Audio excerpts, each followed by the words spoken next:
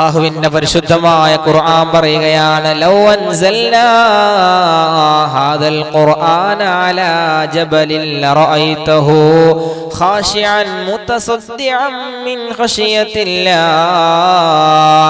ഈ പരിശുദ്ധമായ ഖുർആൻ എങ്ങാനും ഒരു ജബലിന്റെ മുകളിൽ, ഒരു മലയുടെ മുകളിൽ, ഒരു പർവ്വതത്തിന്റെ മുകളിൽ എങ്ങാനും ഇറക്കിയിരുന്നുവെങ്കിൽ അത് വിനയം കൊണ്ടും അത് ഭയപ്പാട് കൊണ്ടും പൊട്ടിപ്പിളരുകയാണ്, പൊട്ടിപ്പിളരുമായിരുന്നുവെന്ന് അള്ളാന്റെ ഖുർആൻ. ആ ഖുർആനാണ് നമ്മൾ ഓതുന്നത്, ആ ഖുർആനാണ് നമ്മുടെ നേതാവിന്റെ മേൽ ഇറങ്ങിയത്, മുഹമ്മദ് മുസ്തഫ സല്ലല്ലാഹു അലൈഹി വസല്ലം. ആ ജബൽ പൊട്ടിപ്പിളരുമായിരുന്നുവെന്ന് പറയുമ്പോ ഈ ഖുർആനിൻ്റെതായ മഹത്വം എന്താണ്, മുത്തുനബിയുടെ മഹത്വം എന്താണ്? മുഅ്മിനീങ്ങളെ, സഹോദരങ്ങളെ, അവിടത്തേതായ മുബാറക്കായ സുന്നത്തായ ജീവിതങ്ങൾ മുറുകെ പിടിക്കുവാനുള്ള ഉയർന്ന തൗഫീഖ് ഞങ്ങൾക്ക് നീ നൽകണേ അല്ലാഹ്.